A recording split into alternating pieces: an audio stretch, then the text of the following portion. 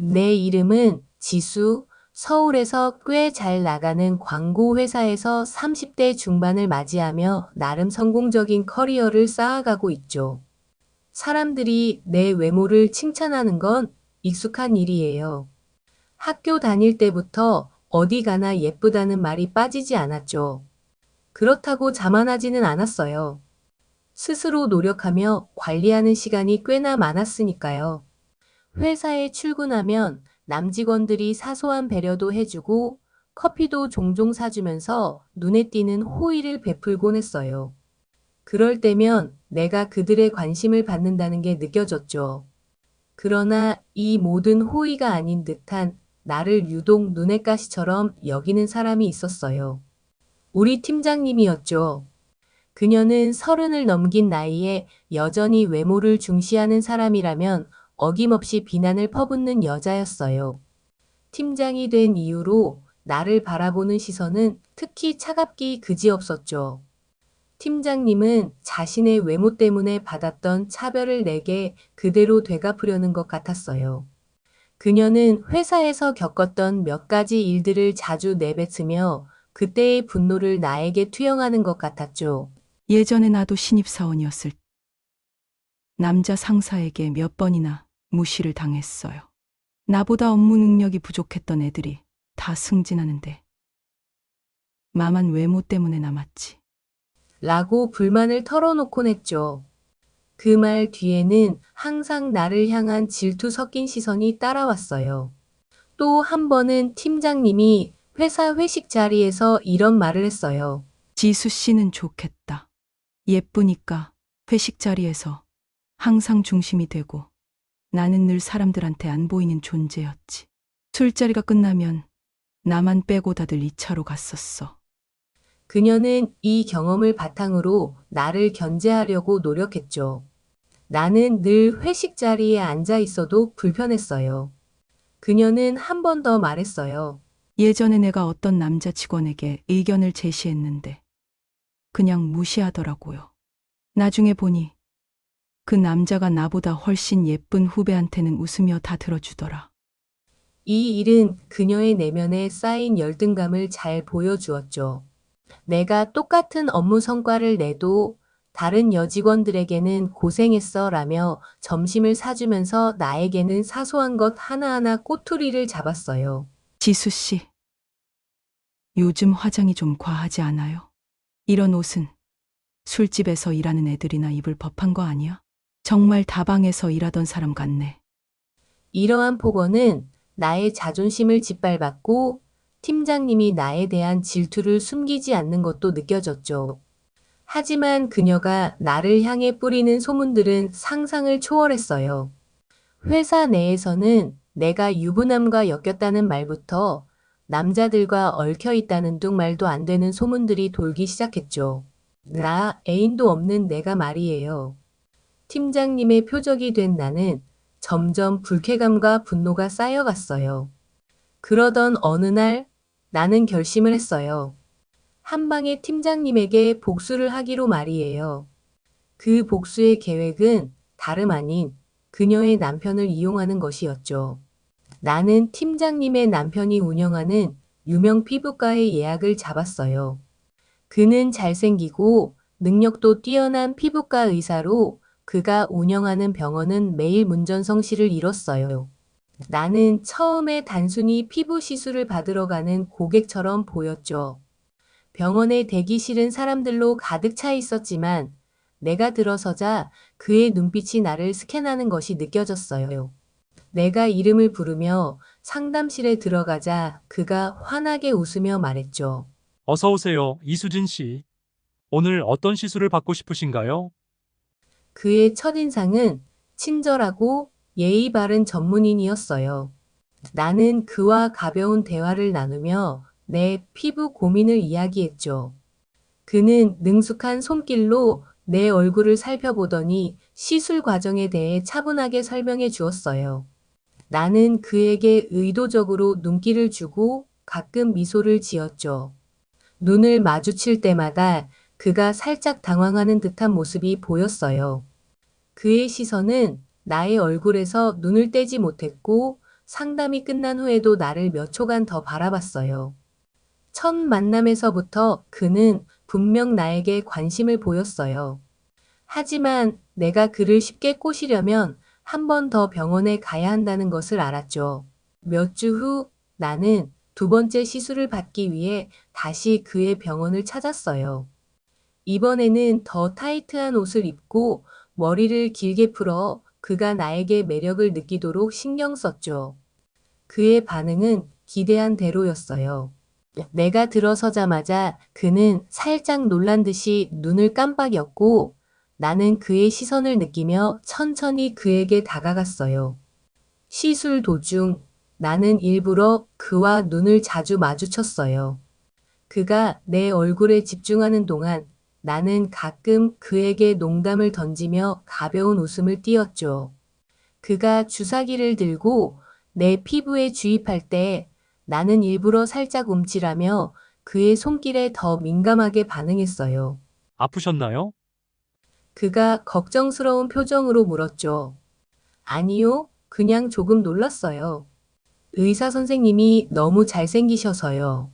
내 말에 그는 놀란 듯한 표정을 짓다가 곧 미소를 지었죠. 그의 얼굴에 생기는 미소는 나를 향한 호기심과 관심이 섞인 느낌이었어요. 그 후로 그의 행동은 조금씩 변해갔죠. 그는 나와 이야기를 나눌 때 다른 환자들보다 훨씬 더 오래 상담실에 머물렀고, 심지어 나와 이야기를 마칠 때면 가벼운 스킨십도 자연스럽게 이어졌어요. 가끔 내 팔을 부드럽게 잡거나 내 눈을 깊게 들여다보며 미소 짓는 그의 모습은 그가 이미 나에게 반했음을 보여주고 있었죠. 그날 이후로 우리는 몇 차례 더 만났고 그와의 관계는 점점 더 깊어졌어요. 그는 처음엔 내게 너무 빠져들지 않으려고 노력하는 듯 했지만 결국 내 앞에서는 자신을 통제하지 못하는 모습이었죠. 한 번은 그가 조심스럽게 나를 저녁 식사에 초대했어요. 오늘 시술이 끝나고 시간이 되면 간단히 저녁이라도 함께 하시겠어요? 그가 그렇게 말하며 살짝 떨리는 목소리를 내뱉었죠. 나는 기다렸다는 듯이 고개를 끄덕였어요. 그렇게 시작된 우리의 만남은 점점 더 잦아졌고 그는 내 매력에 완전히 빠져들었죠. 팀장님과의 결혼 생활이 그의 마음을 채워주지 못하고 있었던 것이 분명했어요. 나는 그가 나와 함께 있을 때 느끼는 설렘을 철저히 이용했죠. 그는 나에게서 눈을 뗄 수 없었고 내가 미소 지을 때마다 그의 표정은 설렘으로 가득 찼어요. 결국 그는 나와의 관계를 끊지 못하고 깊이 빠져들었죠. 나는 그를 조종하는 데 성공했고 이제 그를 이용해 팀장님에게 치명적인 복수를 가할 때가 왔어요. 그와의 저녁 식사 후 우리는 자연스럽게 더 깊은 관계로 이어졌죠. 한 번은 병원에서 시술을 마친 후 그는 나를 자신의 차에 태워 집이 아닌 호텔로 데려갔어요.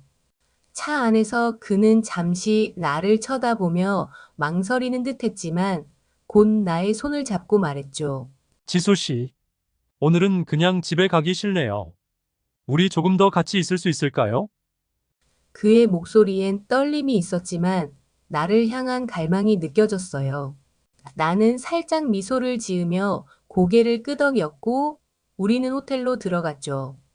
그곳에서 그는 나를 조심스럽게 안았고 우리는 마치 오랫동안 기다려왔던 것처럼 서로에게 깊이 빠져들었어요. 그날 이후 우리는 몇 번 더 비밀스럽게 만남을 가졌고 그는 내가 아닌 다른 세상은 전혀 존재하지 않는 듯 했죠. 또 한 번은 그가 집에 있는 아내에게 늦게까지 병원에서 일해야 한다며 거짓말을 한 날이었어요. 그는 나를 병원 근처의 조용한 카페로 불러냈고 우리는 그곳에서 은밀한 시간을 보냈죠. 카페에서는 우리의 시선을 의식하며 조심스러웠지만 그의 손은 내 허리를 감싸 안으며 끊임없이 나를 향한 욕망을 드러냈어요. 그 후 우리는 그의 병원 근처에 있는 조그마한 오피스텔로 향했죠. 그곳에서 그는 더 이상 참지 못한 듯 나를 강하게 끌어안았어요. 방 안에서는 그가 나를 향한 욕망을 숨기지 않았고 나는 그의 모든 행동을 차분히 받아들였죠. 우리는 차츰 가까워졌어요. 팀장님의 남편은 예쁜 여자를 보고 긴장을 못하는 듯 했죠. 그와 몇 번의 만남이 이어지며 나는 그의 허술한 면을 파악했고 그를 철저히 이용할 계획을 세우기 시작했어요. 이제 내가 할 일은 간단했죠. 팀장님을 불러내 그 앞에서 남편과의 관계를 드러내는 것. 치밀하게 준비한 이 복수극은 완벽하게 짜여진 계획처럼 느껴졌어요. 어느 날 나는 팀장님을 찾아가 속삭였죠. 팀장님, 요즘 유부남을 만난다는 소문이 돌아서 마음이 무겁네요.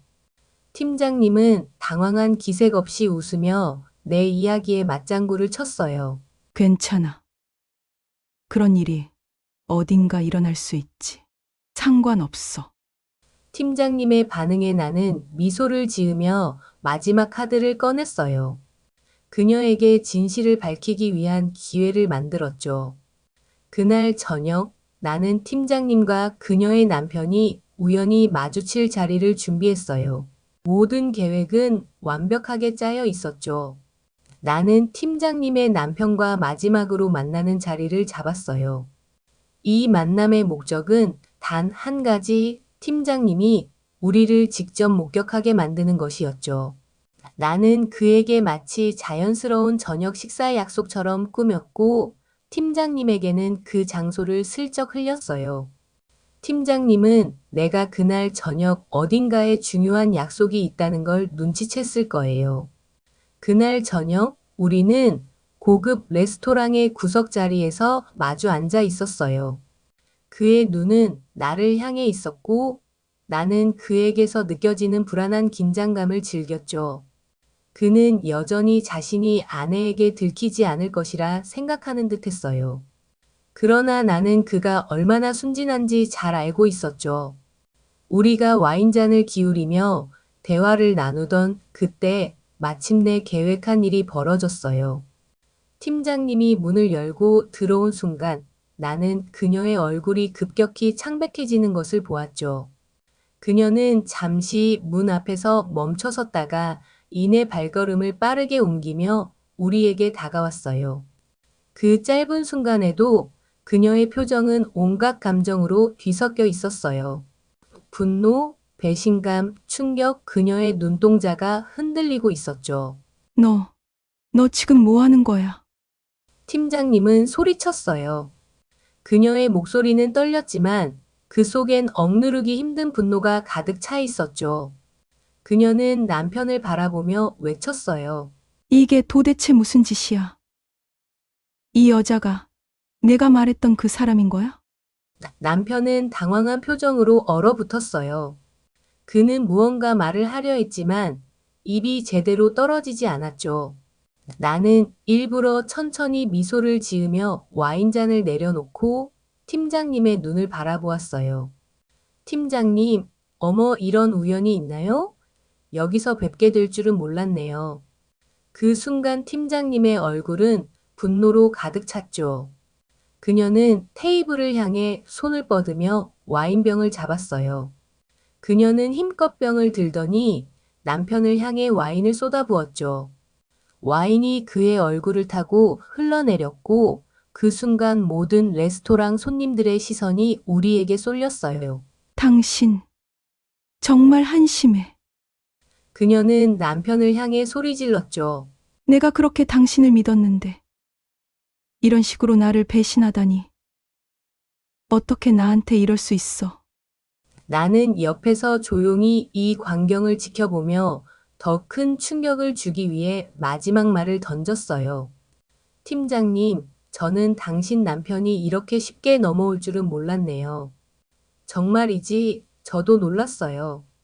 팀장님은 내 말을 듣고 눈을 부릅떴죠.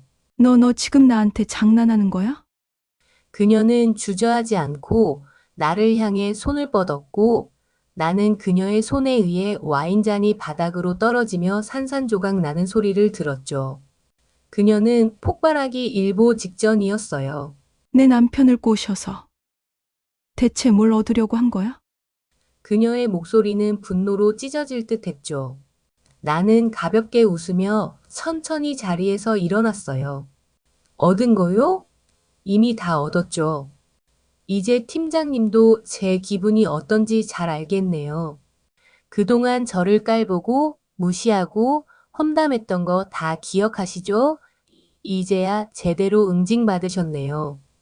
팀장님은 나를 향해 손을 들었지만 내가 더 이상 상대할 이유가 없었죠.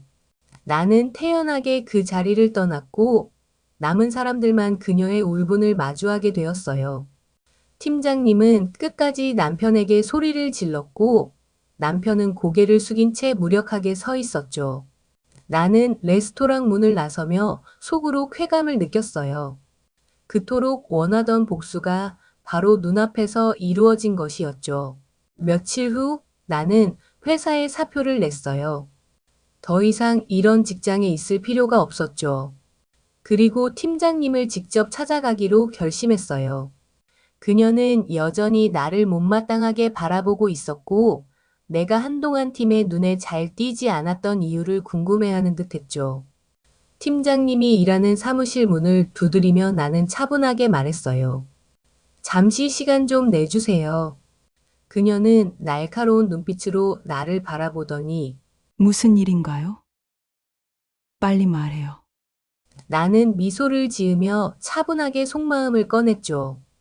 팀장님, 그동안 제 외모나 일 처리에 대해 불평하셨죠? 사실 저는 팀장님의 질투가 불쌍하다고 느꼈어요. 팀장님이 저를 싫어한 이유가 뭔지 이제는 너무 잘 알겠거든요. 하지만 팀장님, 하나만 말할게요.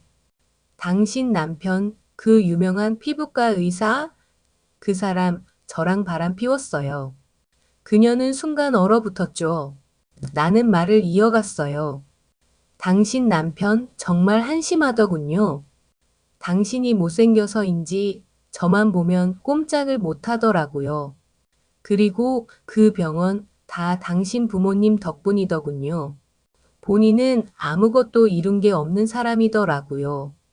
팀장님의 얼굴이 새파래지며 말을 잇지 못했어요. 나는 더 이상의 말이 필요 없다는 듯 자리에서 일어났죠. 아, 이제 회사도 그만둘 테니까 더 이상 팀장님 얼굴 볼 일도 없겠네요. 남편 잘 챙기세요. 그럼 전 이만. 그렇게 말하고 나는 사무실을 떠나면서 속이 시원해졌어요. 그동안 쌓여왔던 분노와 억울함이 한순간에 사라지는 듯 했죠. 회사 문을 나서며 하늘을 올려다보니 비로소 자유로워진 기분이었어요. 이제 더 이상 팀장님이나 그녀의 남편에게 얽매일 필요가 없었죠.